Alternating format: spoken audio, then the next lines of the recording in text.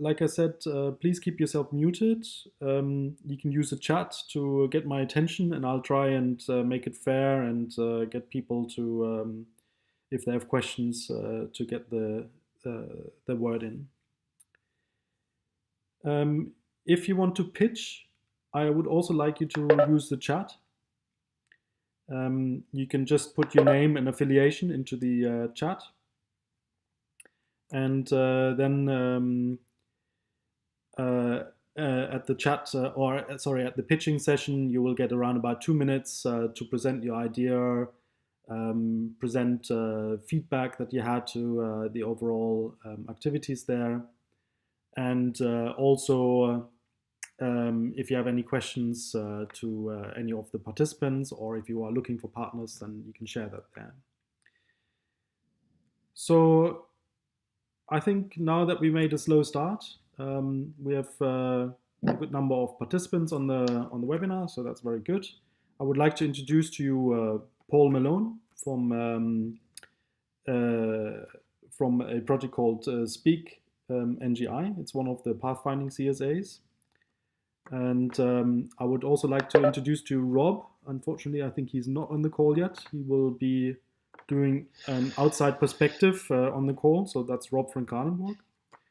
I would also like to introduce to you Jean-Luc from the European Commission, and Luis Eduardo, also from the European Commission, who will take you through the specifics of the call. And then, of course, there's also myself, Mirko Presser, who's also part of a pathfinding CSA on the NGI called NGI Move.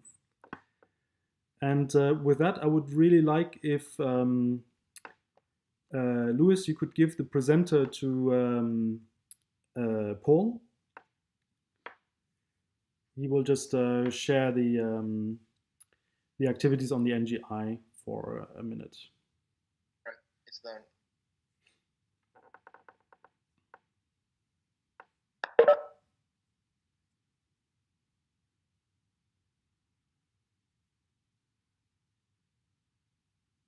Paul, could you put up the website?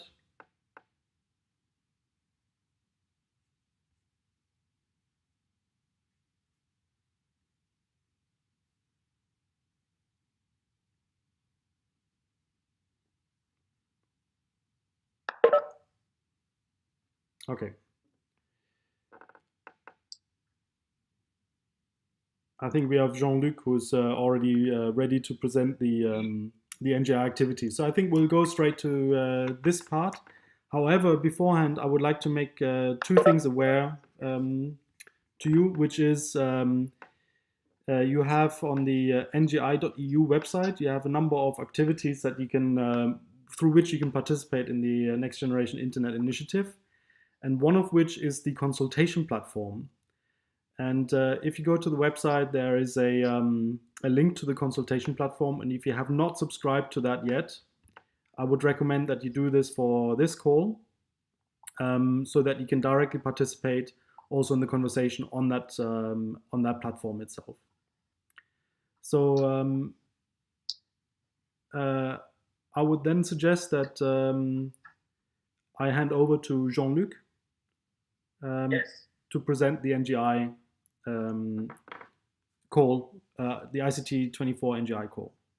Yes. Okay. Thank you. Can you hear me?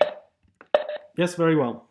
Okay. Thank you. I will guide you through the specifics of the Work Round 2019 in regards to the first subtopic that is called, which is about internet identities. But it's also an occasion for us to bring you to the more general content of the NGI initiative.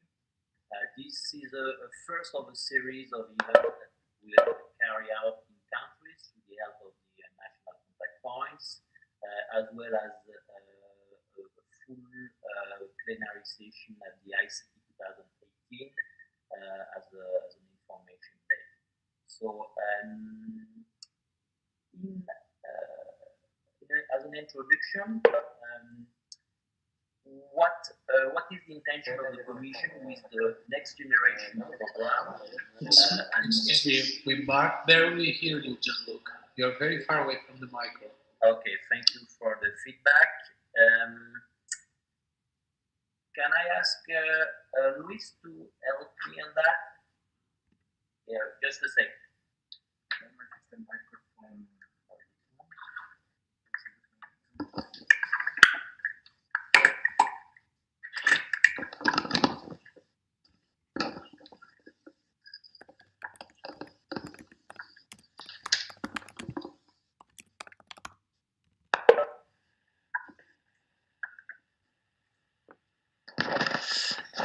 Hello, everybody. Is it better? Fantastic. Fantastic. Okay, excellent. Right. So maybe I will just summarize what I was saying. So what are the intentions of the European Commission there? There are two intentions. One is to focus the attention of innovators towards what we call a human-centric internet, which is not just us. It's a general movement inside industry and governments that calls for developing the technologies that will support an internet at the service of people and respecting a number of values that are commonly shared, at least in Europe, but even more globally. There is even mention of this narrative at the latest Internet Governance Summit with President Macron, talking about the time has come to think over the ways and means of putting technology and their immense power to the service of the fundamental value of humanity. And you will find also in Tim Berners-Lee a new contract for the internet, things around putting people first. So it's a general movement on one side. On the other side, the other ambition of this program is to attract talents that are not well addressed today by the Horizon 2020 European funding for various reasons. The main one being that there is a high barrier to entrance for a lot of people. So the ambition is to lower the barrier. And how do we do that? Is through a two-step funding. European Commission will give money to intermediaries that will in turn issue calls for the end researcher innovators. So that's the two main ambitions of the next generation internet, which is part of a larger, so it's a next generation internet open internet initiative. It's ICT 24. And it's part of a larger effort, a 300 million euro effort, which includes other dimensions like AI, like multilingualism, like inclusiveness, Internet of Things, which are all components important for the internet, but use classical instruments. So, in a nutshell, what is this notion of intermediary? It's very important that the people in this call understands what we are calling now in 2019. In 2019, we are calling for intermediaries, in other words, consortia that will get the money from Commission and that will issue calls that in turn will select or target the innovators, the real innovators. That's called cascading, that's called Annex K, whatever, it doesn't matter, but the fundamental that we have to understand is this notion of intermediaries. So what do we expect from intermediaries? They, of course, are much more agile than the Commission to adapt to the status of the technology and the evolution of the technology. So they are going to put in their calls priority that are really accurate and really up to date. Just to give you an example, a normal cycle for policy making at the European Commission, we start year 1 consulting, then year 2 calling, then year 3 selecting, and we have result year 6 or something. It's not matching the dynamic of the internet. Then, of course, they have to propose a full mechanics, how they will handle call. And they should promote a culture of taking risk and choosing projects that take risks. So these are characteristics that are not well matching with our classical program, but that we expect intermediaries to push forward. We are expecting subgrantees to be can be down to one single legal entity. We are expecting intermediaries to do their call based on the quality of the proposal. So it's part of the excellence program. We want excellent projects. The intermediaries has to do research. In other words, it's a public money, so we are not substituting to things that can have a return on investment of 6 months, because there are a lot of funding. Here we are talking about things that are more horizontal, and this is reflected in the substance of the calls. We are talking about co-creation model for with stakeholders at large to define the priorities. And of course, the main thing is to lower the administrative barrier.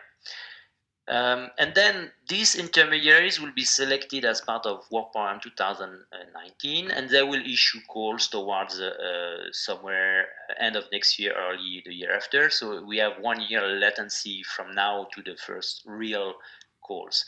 We have already this system in place.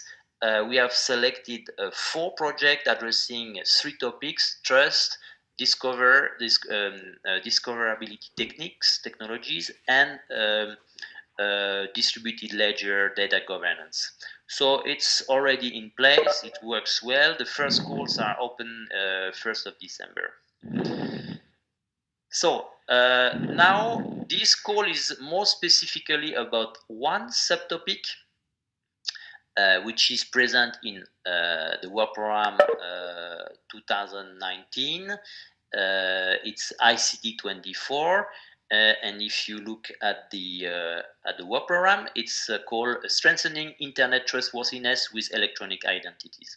So this is the part of the internet which is in relation with humans, with users, and it's about horizontal technologies that will strengthen these identities. It's a research and innovation formally, so we give the money as a research and innovation action, which means it can be reimbursed up to 100%. It is open already since a month, and the deadline is 28th of March next year.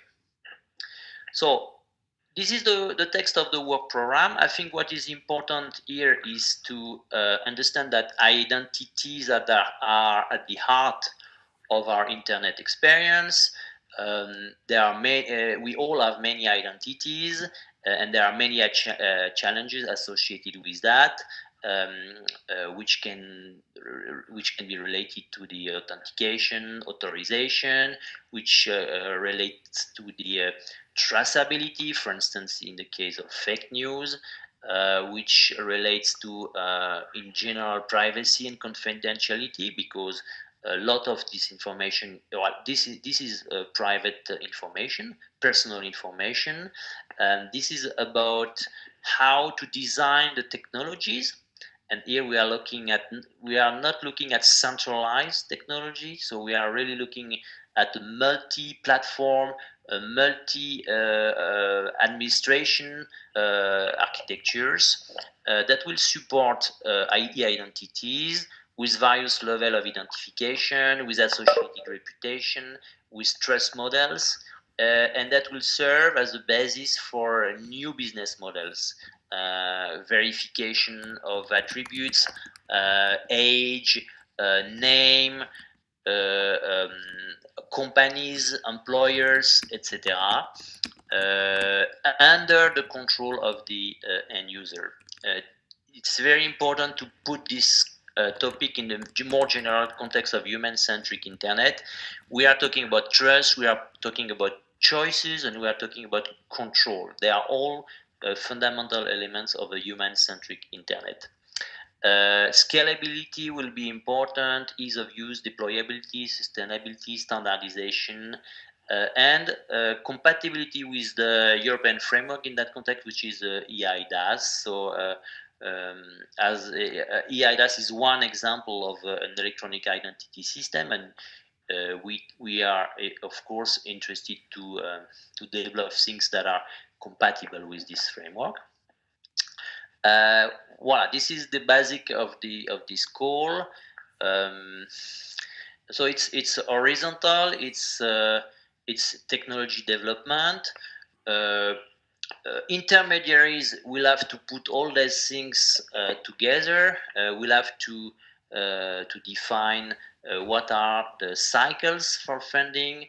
We'll have to define what are the priorities if it's if necessary. We'll have to define. We'll have to target the relevant communities. It's an essential part of this business.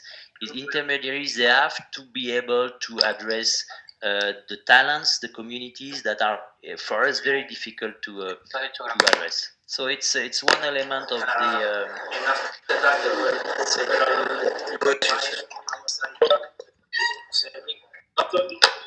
Yes, it's one element of the one key element of the picture, right? Well, then, just one word to say this is part of a larger picture, which is summarized in this slide, where you have the three topics that were already called and for which we are now calling and researcher. The three calls for 2019, and for 2020 there will be three more calls, but we'll give details further on. We are helped by a number of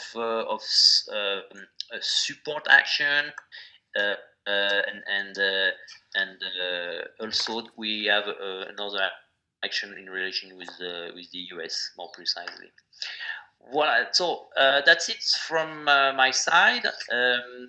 One conclusion: the intermediaries, they must demonstrate to the evaluators, independent evaluators, their capability to handle calls, their understanding of the substance of the call, in that case the electronic identities, and their capacity to target the relevant talents and communities. Mirko, that's it from my side, and I believe I can give you back the floor. Thank you very much. I think if there would be Rob on the call, which I think he is. Hello, Rob. Hi, Rob. Yes, I'm to connect. Ah, fantastic. You even connected. So do you have the option that you could put your own slides up, or we have actually Lewis, who is so kind to put the slides up on your behalf, and you can just ask him to go to the next slide. Would that work for you? That would work for me, yes. Okay, so I think then I would just, without further ado, give you the floor. Thank you. Lewis, could you go to slide 3, please?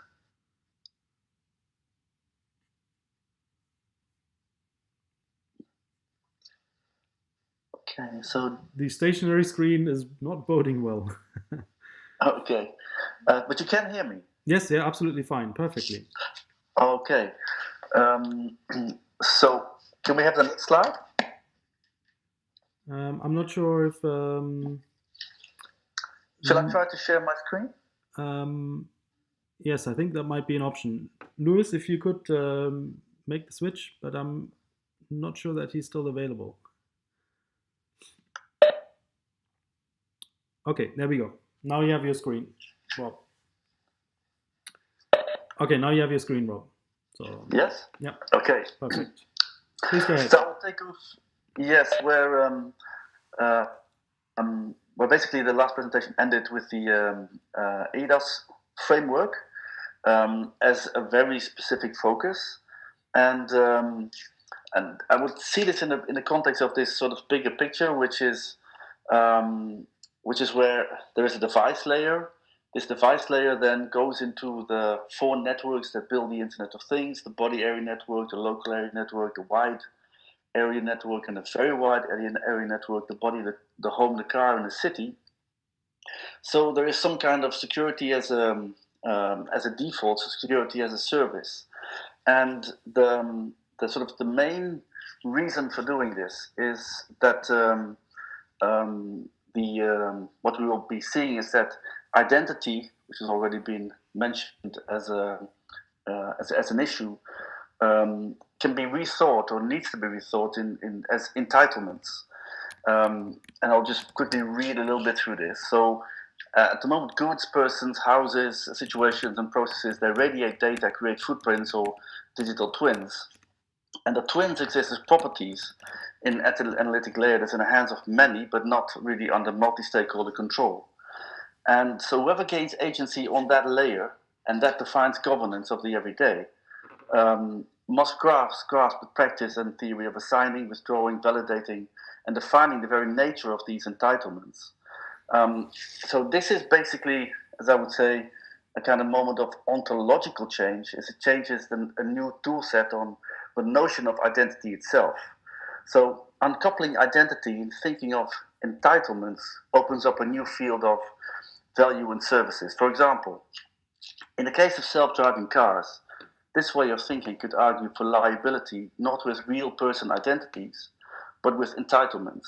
So that, for example, any combination of a particular driver, particular points on a passport, for example, or certain characteristics, a particular car in a particular situation, this situation then gets assigned a number or a set of entitlements. It becomes an identity itself.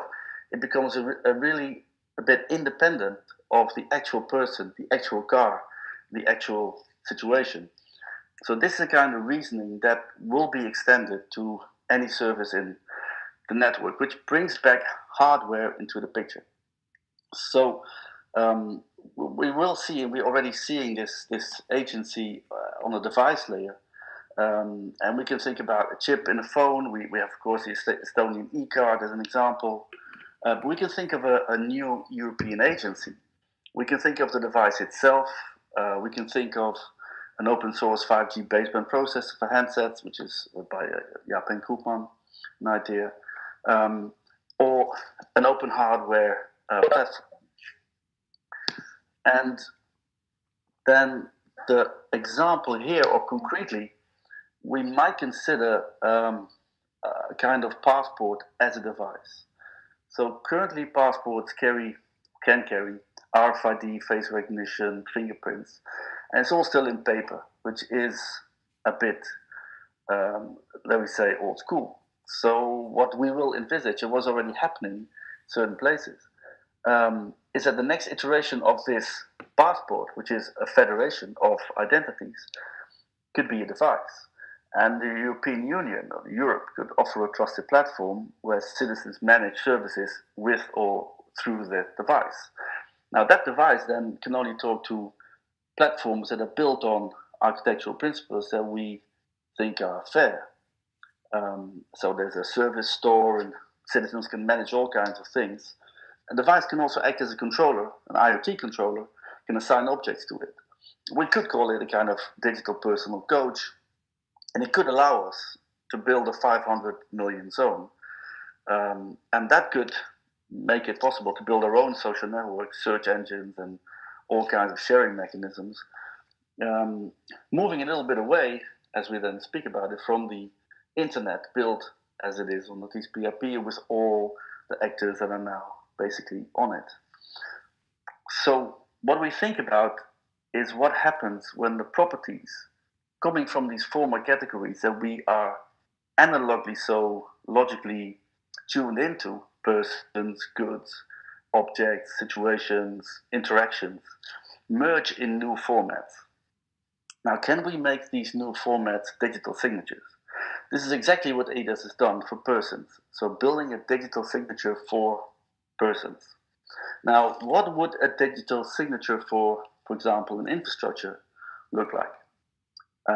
So infrastructures need to be balanced between the cloud and the edge, all kinds of semi-autonomous self-healing systems and local repairability, otherwise there's no resilience. And we have a lot of initiatives, but they're not really coordinated with a kind of system perspective. And we think that that could be a very good thing to do. For example, on infrastructures, there's a recent text out by Bas Boersma and colleagues. And this is about data utilities. And I put the link up there. And that's a very interesting way to look at maybe a new format in between private sector, public sector modes of handling privacy sensitive data in a city. So basically in an infrastructural sense. And in a similar way, what could a digital signature for a service look like? Now, service we can define as basically any operation supporting machines or people in their well-being abilities to build some kind of meaningful coexistence. And then this would entail this entire trajectory from the body area network to the local area network to the mobility and the city. Now here we have a whole blockchain IoT ecology that's sort of happening as we speak, actualizing with the data broker, with the Decode project, with IOTA, as all kinds of attempts to build data broker and marketplaces. In a similar way as for infrastructures and services. So what could a digital signature for identity as a set of entitlements look like? So this is the kind of thinking that we need to have on the notion of identity. As fixed identities cannot support services in a hybrid infrastructure. So we need a balance between anonymity and accountability. Now this needs to be handled on the level of entitlements as properties of identities. And then there's lots and very interesting, yes, okay. Am I still on? You're still on, Rob, but I think the slides have not moved, so I don't know if that has crashed. Okay. But then I think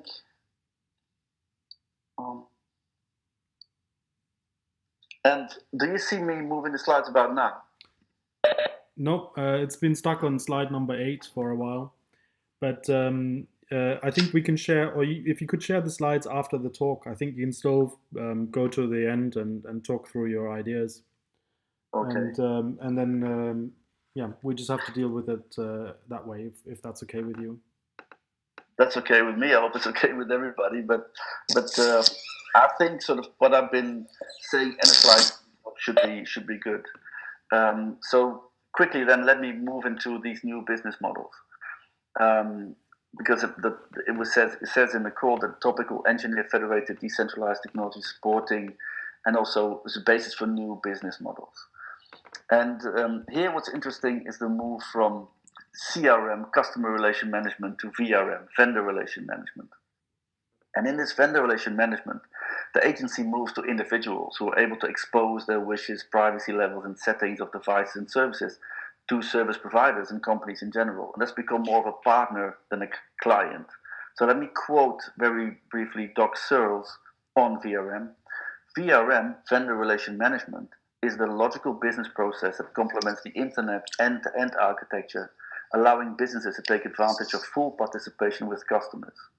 Once customers can become true partners with the companies they engage, the economic upsides becoming calculable because clear signal will be maximized in both directions. Simply put, free customers will prove more valuable than captive ones. So this moves entirely into this thinking about entitlements and the thinking about putting citizens at the forefront, exposing their federated identities, exposing their preferences, and then becoming more partners with these preferences to service providers who can then find matches. So this move to vendor relation management sort of perfectly flows into this this way of thinking. One example, for example, is let's say value for NGOs. Just take one example. Can we use procedure and practice of digital signatures for people to build dignity signatures for causes? Because if we take agency on the value layer of services and infrastructures, it doesn't matter where the data resides. So this is basically the main underlying thinking in a kind of scale of Europe. is that if we can safely say that we lost the platform wars and we lost the data, we need to win on the level of where the AI, the big data, and the analytics meet the new value layer, which is this layer up that we talk about.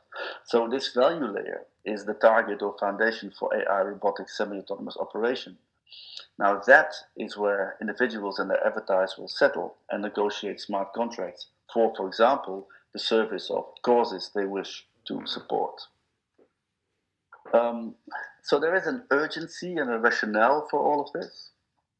As we saw, this, for example, only the case of autonomous driving and robots, they will need new form of liability and accountability. And these forms of accountability will be tied to situational contexts that can become new identities or entitlements. So they will be quite apart from the actual persons or the goods or the situation. The second rationale or urgency is that instead of streamlining European mobility cards, healthcare entitlements, driver licenses, we can procure the technical requirements in and as a dedicated device. And digital signatures certify the legality, security, safety, and public fundability of the service as entitlements or attributes. We can also think about the latest work on goods and the management of identity for goods. Think about a product passport. Now, a product passport could be embedded in such a device and updated in real time. The other urgency or rationale is that the passports of the national governments and also supranational sort of institutions are getting competition. So ID 2020 by Microsoft, IDEO, and Accenture, Newport, and WIN, the World Identity Network, are all building identity passports for persons that they could use, for example, to travel in, let's say, a few years. Then you can travel on ID 2020 passport because they will handle all the legal issues and travel visa for you. Now, this is direct competition on a national or supranational passport, and identity management being key to any kind of basis for society means that this is not simply a matter of gaining agency on the new layer of value. It's actually part of survival of a system. And the last urgency or rationale is this dynamic pricing. So dynamic pricing, which is now happening online, will go offline within, let's say, 5 to 10 years when item level tagging will become prevalent. And this means that there will be no more fixed prices anywhere, and you just put your phone to a good and sort of that will give you the price. So services and transactions will merge, and trust services like coalition.org, will merge with person identity and so good identity. So it's not as if this is all sort of new. This is all happening. And the question is simply, can we get it to happen within a kind of public framework where we can still have public accountability? Well, that's it basically. So I hope that even without the slides, it made at least some sense. And I hope with the slide it does. And I thank everybody for listening to me. Thank you very much, Rob. So at the end, we also had the slides back, so that was quite good to follow you then a bit more. I have, we have this competition from the 3 private sector players, for instance. You're not suggesting sort of going head to head. Let's say, we're bringing up a European consortium to do the same. You're actually saying something completely different. You want to say identity is not just about the person, but we need to redefine it, and we need to put the agency of managing the identity not into private sector hands, right? Exactly, I think so. Do you see the last slide which we're on now? Yeah. So to me, so there's a person, there's a house, there's a car hitting a person, so there's an interaction or a situation. And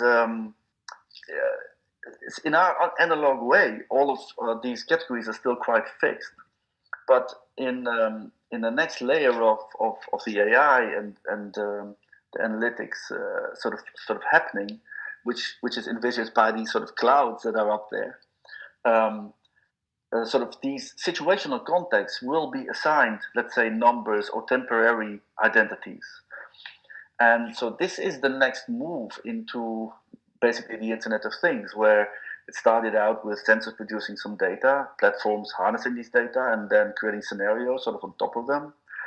But with the AI, there's a new actor sort of involved, and this actor is messing up all the properties of all these former fixed identities and creating temporary identities on the fly.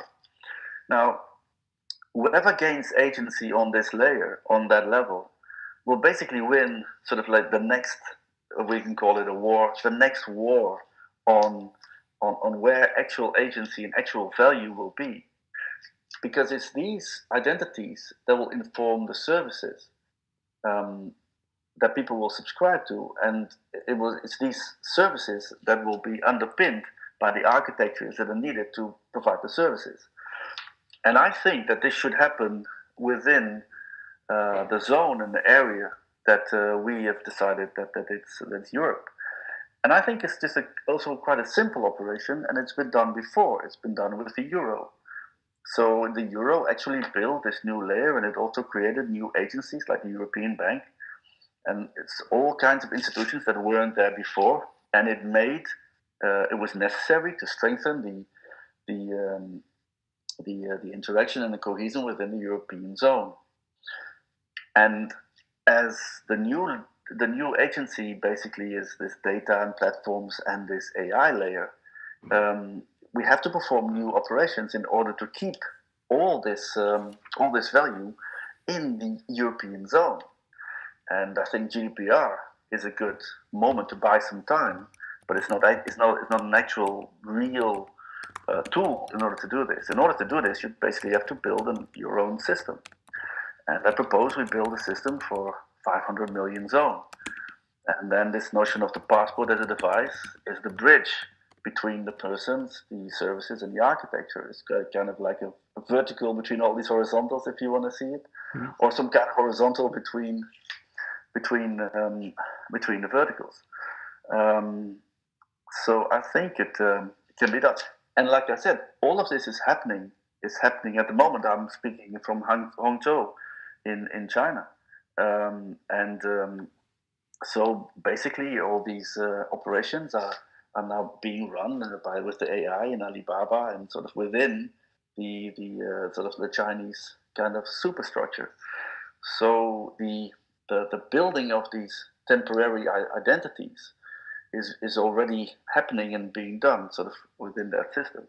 Now, this can be exported like the data sort of storage systems were exported, and like the platforms were exported. This next layer of where the value is, which is sort of the linking up the identities with the services and the infrastructure, that will be also exported. And I think we just need our own take on it. You mentioned also, for instance, Estonian e-card. I mean, in Denmark we have NemID, and there's a number of other initiatives that do the electronic identities on a national level with varying degrees of success and varying degrees of security. I think there's something that needs to go under a large umbrella, and where there's an opportunity for Europe to make a difference. I think it's absolutely. I think we also need need new ideas. We need some positivity. So wherever I go, and I think lots of people will notice because it's their experience too. There's an enormous enthusiasm for Internet of Things, for all kinds of new ways of dealing with all the kinds of connectivity that we're building, and so I think next generation Internet is especially the new way of thinking in Europe. Between the hype, okay, we're not transhumanists, we're not gonna hug the robots, but the scare that the GDPR is causing is I think equally detrimental. Everybody's only talking about privacy and security, and there's no positive vision of this space whatsoever. And this is not going to fly. So we're building all kinds of smart domains. We're building smart domains, homes, smart domains, wearables, smart cars, smart cities. Now we should take it to the level of a smart society, which is the level of basically politics, a political level. So we need political will actually to see this as an urgency in a way, so which is basically, you could say, from a negative perspective. If we don't do this, I think Europe will have no more agency within 5 to 10 years on any of the determining trends. But if we do it, we can build a much more positive story and say, look, we can take this future really into our own hands because we own the building blocks. And in order to take this into your own hands, you have to own the building blocks, and we can build these building blocks because we've shown that we did it before, so we can do it again. Okay. Well, I'd like to say.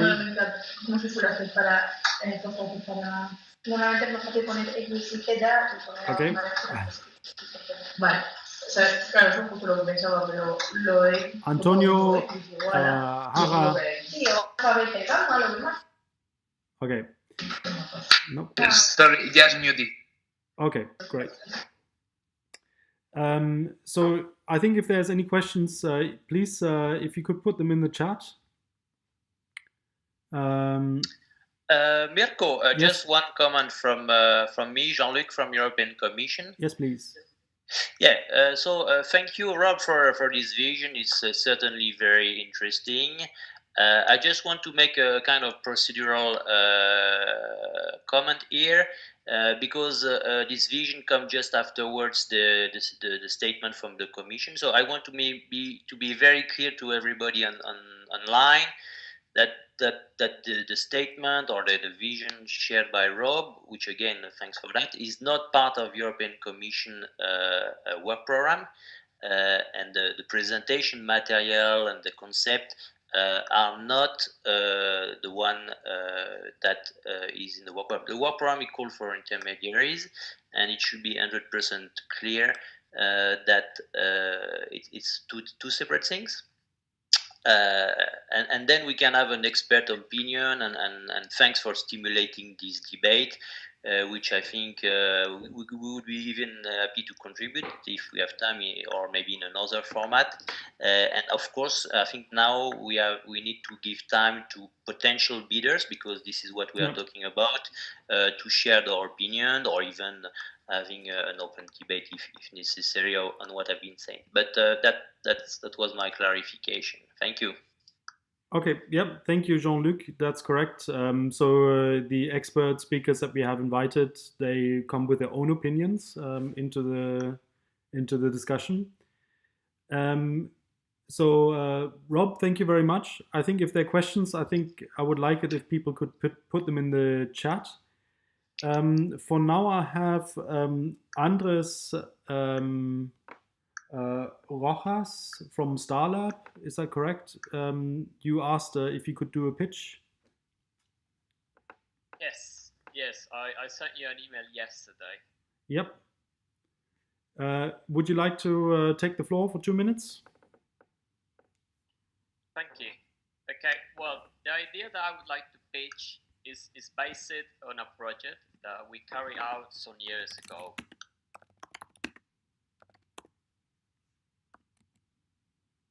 Basically, I will quickly introduce what we do at Starlab and the project, and the idea that I think would fit in this call. Could you try and speak up a little bit? Some people have problems hearing you. Do you hear me now? Yep, I hear you perfectly fine. Okay. Well, we are a Starlab Neuroscience. We work on projects related with neurodegenerative disease, and we have worked for quite a while with EEG biomarkers, which means electroencephalogram, which is the electrical activity of the brain. And we have also produced a device that is used for transcranial direct stimulation. And we work mainly in the medical area, medical field. And so some years ago, we worked on an obtrusive authentication system to use the electrical activity of the brain as a signature. So the idea was to use multimodal signal analysis techniques for the detection and understanding of user patterns with a use case of identification. So a user will be identified based on his EEG and ECG data, and will have access to a system. And the result, the outcome of this project was an authentication prototype using ECG and EEG. So we would like to present a proposal, or to seek for partners interested in using this kind of biometric authentication system. And one advantage of this kind of systems is that which is better than other physiological measures, is that it not only provides the identification, but it provides continuous authentication. It's not only when the user wants to use a system, when want to get an entitlement for a system, but also continuously. And also it provides another measures like stress, fatigue, workload, which in the IoT scenario could be very useful for certain use cases. Like, for example, a person operating in a very risk-sensitive system, like a nuclear plant, air traffic controllers, pilots, like systems where the user not only needs to be authorized, and the authorization is very important, but the monitoring of this person using the system is highly important too. And this can be done remote, and this is very robust to spoofing, because in order to do a spoofing attack or to change the authority of the person, the same system should be used. Okay, so this is, I'm sorry, I think I spoke a little bit more than 2 minutes. No problem. I think there's no rush at the moment for pitches, but I think this is a very interesting idea, and I think you should share it on the NGI consultation platform. I've put the link into the chat again, so that people can also get in touch with you. So this is also a good place of making connections, of course. As a second pitcher, I would like to invite, and I hope I pronounce this right, Judy Shapiro. Hi. Yes, Judy is perfect. Good, thank you. And Ehud is also good.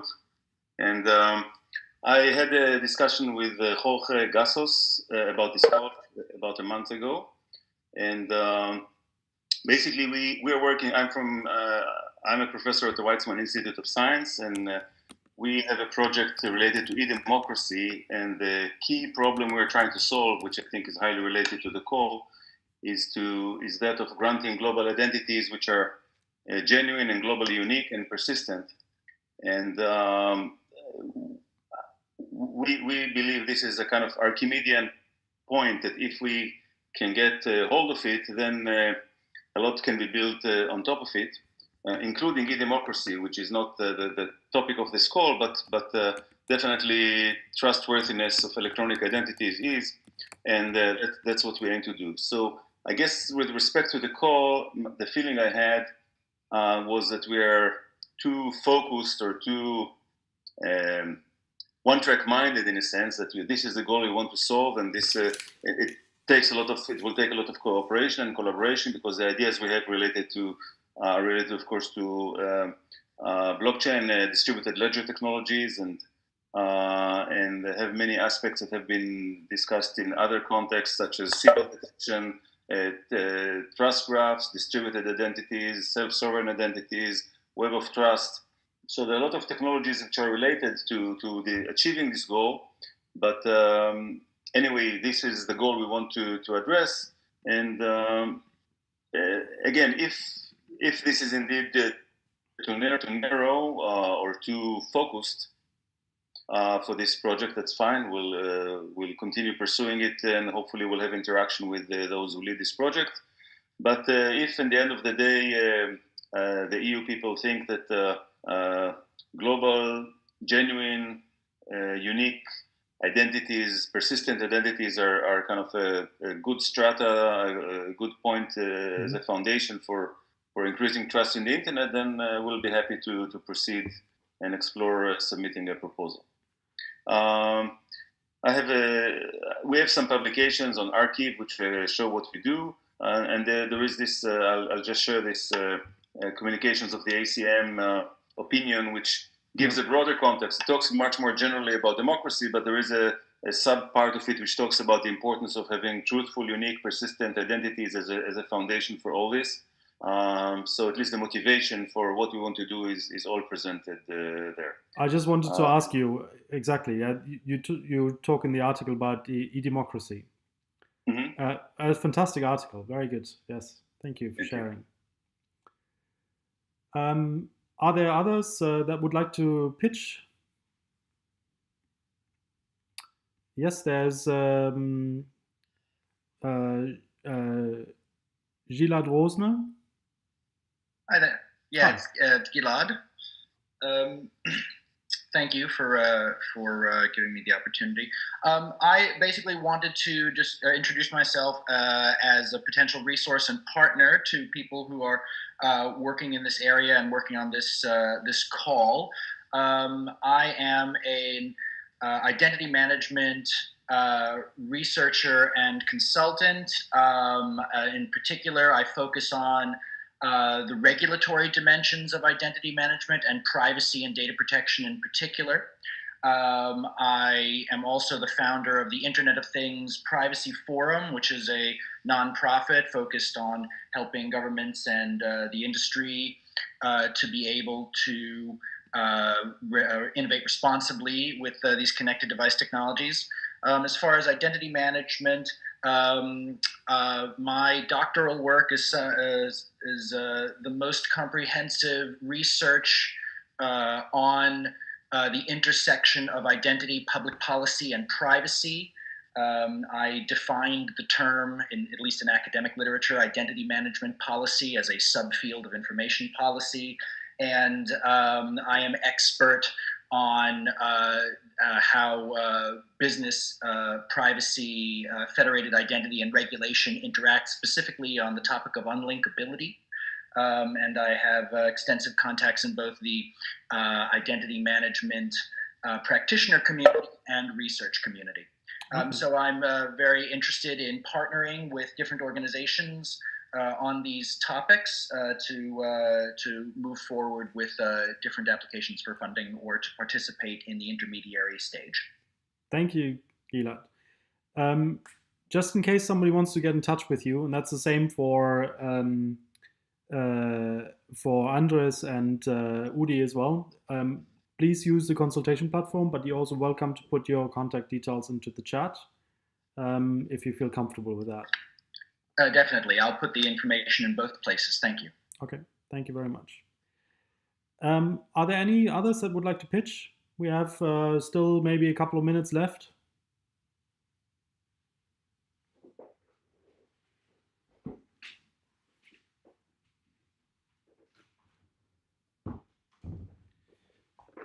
Yes, so we're seeing some names being shared and details being shared of getting in touch with those people. If there's no more people that would like to pitch, are there any final questions for any of the speakers, the pitchers, the commission? This is your chance. You have a few minutes left before we close down. So, Udi, you have a question.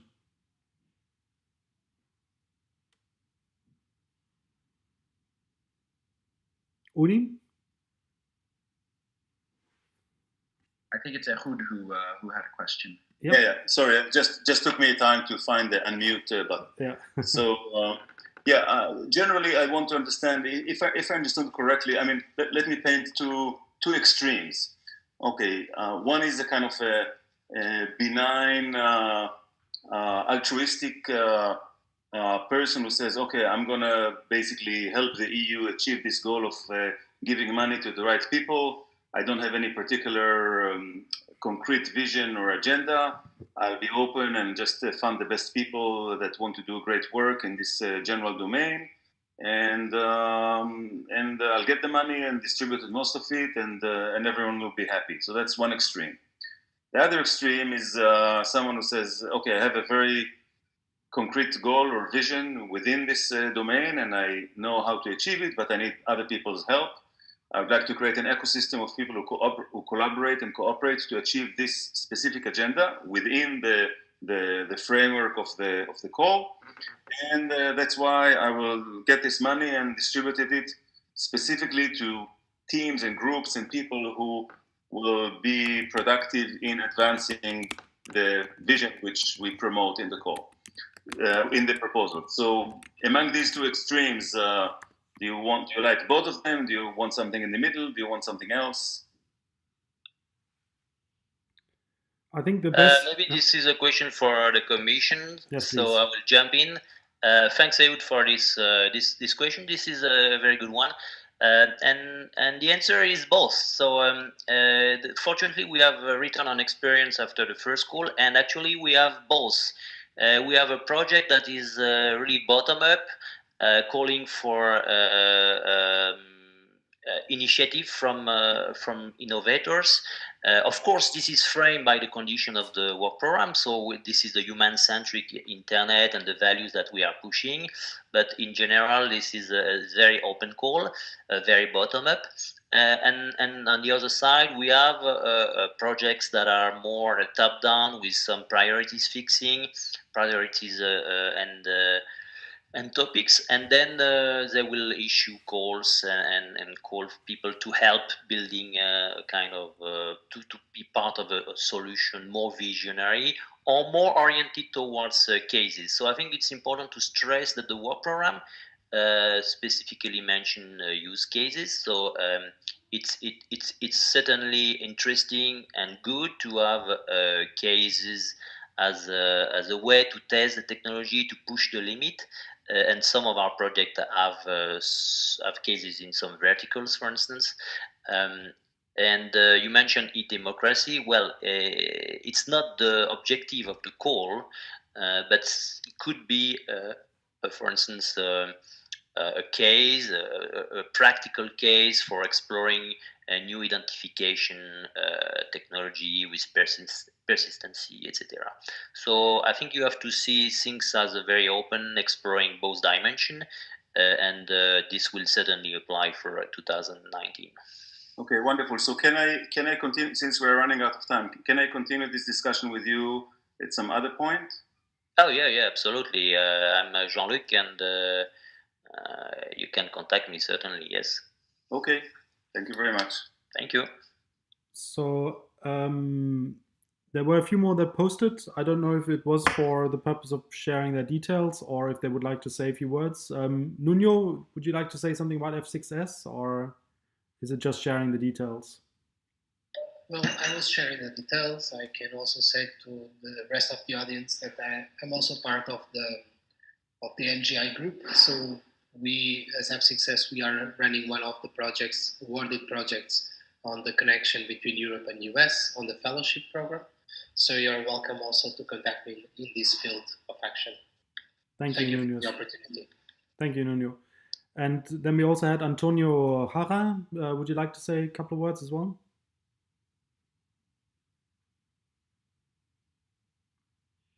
Yes, so sorry, I was mute. Can you hear me? Yes. So yes, so first I get I know already several of you, so hopefully as company working in smart cities and IoT, we are doing several new advances and innovation like physical and clonable function inside of IoT products in order to get intrinsic identity of devices. So we are very happy to explore new opportunities about how to identify based on intrinsic identity, like errors in the hardware and some signatures in the hardware. We have already established a very interesting cooperation with the Spanish government, officially Spanish government, about these topics. Very happy also to explore how this ingredient can be also part of one of these brilliant ideas we were discussing today. Thank you, Antonio. Thank you. So I think we've gotten to the full hour, and I would like to close the session. And in the chat, there's now a list of possible interactions with the NGI, so you can subscribe to several topics and several aspects there. And we also invite you, of course, to come and join us at ICT 18, which is this year in Vienna in the first week of December, where the NGI has several sessions as well as a booth, and you can get direct contact with the Commission as well and have discussions about the possibility of submitting proposals at ICT 24.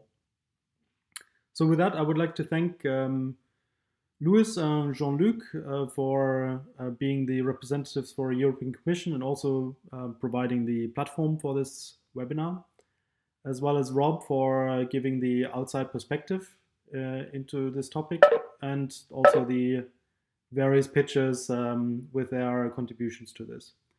So thank you very much, and please continue the conversation on the consultation platform. Thank you. Thank you very much. Bye-bye. Bye. Thank you. Have a good evening. Good afternoon.